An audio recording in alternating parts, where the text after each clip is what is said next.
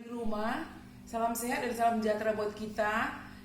Ibu mengharapkan kalian tetap semangat meskipun hingga saat ini kita belum bisa bertatap muka dalam pembelajaran bahasa Indonesia.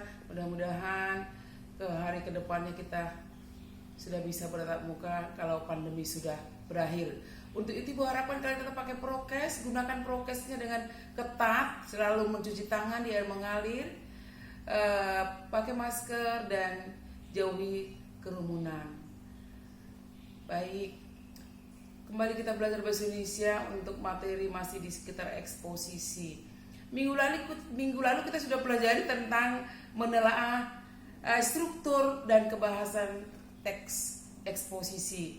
Kita sudah mengetahui bagaimana struktur dari teks itu yang terdiri dari pendapat, argumen, dan rekomendasi. Dan itu sudah kalian kerjakan. Bahkan dari sisi kebahasaan sudah beberapa yang sudah kalian kerjakan. Seperti yang sudah kalian kerjakan itu, kalian sudah bisa mencari makna dari adjektif atau kata sifat yang ada di dalam teks yang sudah kita pelajari tersebut. Saya lihat anak-anak sudah banyak mengerjakan. Tapi kalau saya selalu koreksi ya, anak itu yang ada dari mulai tugas pertama sampai sekarang sepertinya selalu nggak mengerjakan. Ingat ya, minggu depan Ibu akan umumkan kepada grup orang tua, bahkan di grup kelas, siapa atau nama-nama siapa yang tidak mengerjakan tugas, supaya nanti tidak ada penyesalan kalau nilainya di bawah KKM.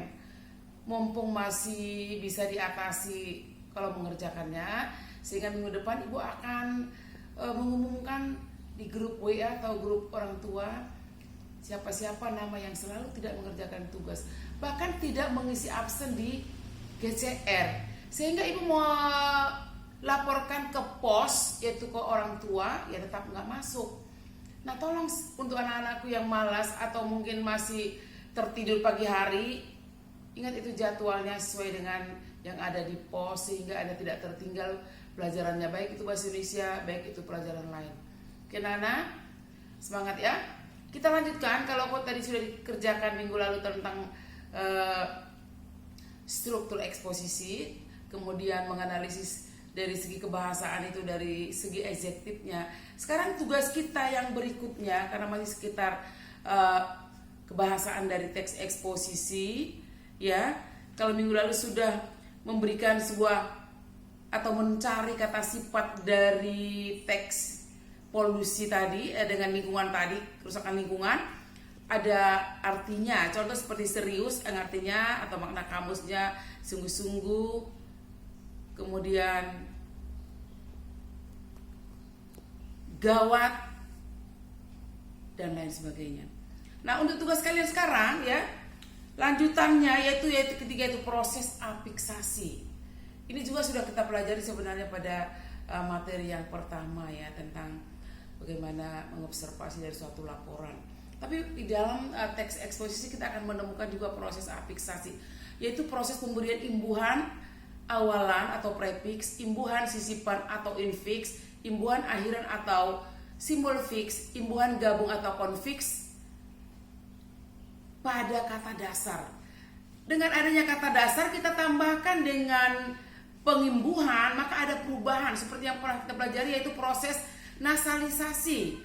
Fonem pertama kata dasar K, P, T, dan S akan lebur apabila dirangkaikan dengan prefiks me, kubur misalnya. Kalau kita menambahkan prefiks me, maka bukan mekubur tapi menjadi mengubur. Kemudian kan pada kata kubur menjadi menguburkan. Nah, itu adalah proses pengimbuhan yang kalian cari nanti di dalam teks yang ada di buku kalian tentang kerusakan lingkungan tadi. Bisa dimengerti anak-anak? Kita lihat contoh di sini ada satu. Misalnya kata dasarnya tipis, ya. Tipis itu jenisnya kata sifat. Ya, seperti yang katakan ada rumus kata sifat untuk menguji apa suatu kata itu kata sifat dengan rangkaikan dengan kata lebih, sangat, atau sekali. Kita coba cocokkan kata tipis. Lebih tipis, sangat tipis, dan tipis sekali. Nah, itu menandakan bahwa itu adalah kata sifat atau adjektif. Nah, kalau tadi jenisnya kata sifat tipis, kita menggabungkan imbuhan pean karena itu KPTS itu akan lebur, maka menjadi penipisan dan berubah menjadi kata benda. Kalau tadi tipis itu kata sifat, dengan penipisan dia berubah menjadi nomina atau benda. Bisa dimengerti ya? Kemudian lanjutkan dengan mengidentifikasi kata sifat. Nah, juga sudah kita pelajari ada kata sifat berubah menjadi frase sifat atau frase adjektif. Berikan contohnya tadi kata tipis. Tipis tadi adjektif. Kita buat menjadi frasa adjektif menjadi sangat tipis. Nah, coba kamu rangkaikan di dalam kalimat menjadi bagaimana? Coba siapa yang bisa membuat? Bahan baju itu sangat tipis. Nah, sangat tipis itu menjadi frase adjektif. Nah, tadi kalau sudah dimengerti, kerjakan pada halaman 73 tugas 3 keseluruhan.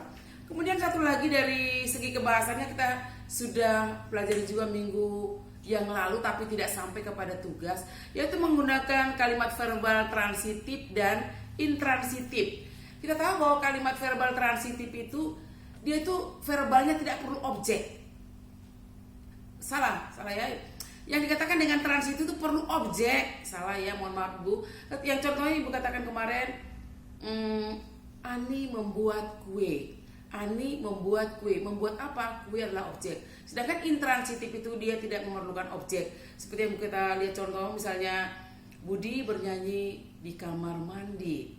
Nah, tapi kalau bernyanyi kita ubah menjadi Budi menyanyikan lagu Indonesia Raya, itu sudah menjadi kalimat aktif transitif. Bagaimana anak-anak? Sudah mengerti ya? Jadi untuk tugas kalian lagi, temukan contoh kalimat aktif transitif dan kalimat aktif intransitif dalam teks pembangunan dan bencana lingkungan. Gunakan tabel berikut ini. Jadi ada tabel di sini, kamu cari kembali, buka kembali teks pembangunan dan bencana lingkungan. Kamu cari kalimat aktif transitif, bahwa transitif tadi dia memerlukan objek ya. Kemudian intransitif tidak perlu objek, biasanya diikuti oleh keterangan saja. Sampai di situ saya pikir bisa dimengerti enggak? Ibu ralat kembali seperti Ibu katakan tadi bahwa kalimat aktif transitif itu memerlukan objek, kalimat aktif intransitif tidak perlu memerlukan objek dan mungkin hanya diikuti dengan keterangan. Saya pikir tentang kebahasaan teks eksposisi sudah selesai kalau kalian sudah kerjakan dengan benar nanti. Ingat tadi apa yang Ibu ralat, mohon maaf karena keterbatasan Ibu, sehingga ingat kembali tugas Anda kalian kerjakan pada halaman 73 tugas 3, kemudian 74 tugas 4. Saya pikir pembelajaran kita untuk hari ini cukup di sini saja. Kita akan beranjak lagi untuk minggu depan, yaitu menyajikan gagasan ke dalam teks eksposisi. Berharap kerjakan dengan baik, jangan bermalas-malas. Jangan lupa like, share, komen, dan subscribe bagi yang belum ya anak-anak. Oke, sampai jumpa minggu depan. Selamat pagi.